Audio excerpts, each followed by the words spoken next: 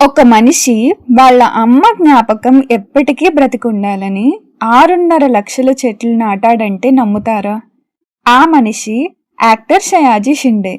ఆయన మనకు సినిమాల్లో మోస్ట్లీ విలన్గా సీరియస్ పాత్రలో కనిపిస్తారు. కానీ రియల్ లైఫ్లో ఆయన చేసిన పని మాత్రం చాలా మందికి ఇన్స్పిరేషన్గా మారింది. రిపోర్ట్స్ ప్రకారం వాళ్ళ అమ్మ 92 ఏళ్ల వయసులో చనిపోయిన తర్వాత చాలా మందిలా ఫొటోస్ పెట్టడం, పెద్ద కార్యక్రమాలు చేయడం కాకుండా ఏదైనా మీనింగ్ఫుల్గా చేయాలని అనుకున్నారు. అప్పుడు ఆయన ఒక విషయం ఆలోచించారట.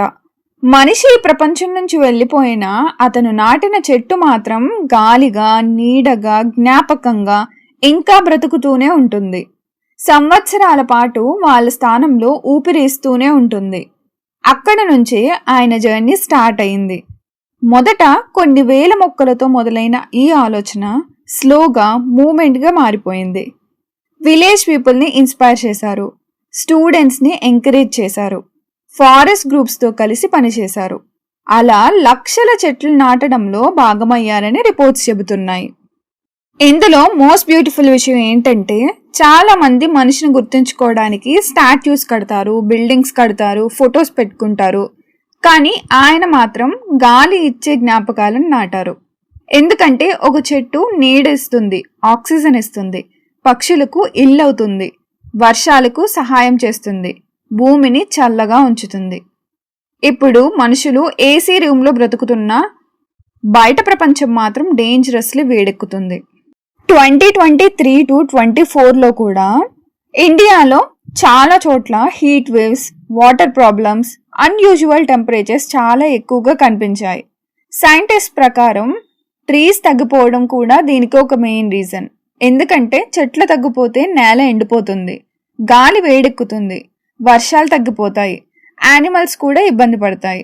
కానీ బాధాకరమైన విషయం ఏంటంటే ఇప్పుడు చాలా మంది ఒక మొక్క నాటడం కూడా అన్నెసెసరీ అనుకుంటారు.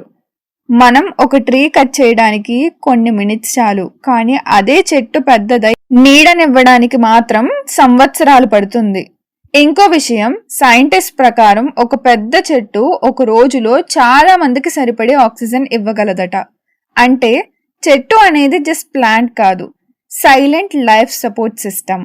అందుకే కొన్ని కంట్రీస్లో ఇప్పుడు plant A tree before celebrations, plant A tree in memory of loved ones లాంటి మూమెంట్స్ కూడా పెరుగుతున్నాయి.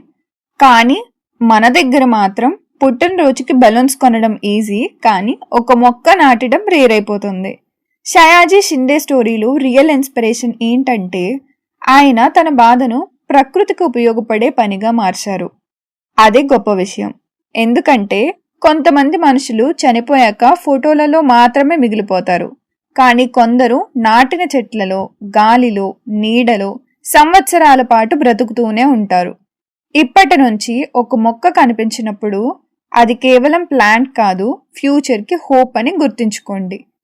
సైలెంట్ టేల్స్ బై చందన ఇలాంటి meaningful stories and real world truths కోసం సబ్స్క్రైబ్ చేయండి.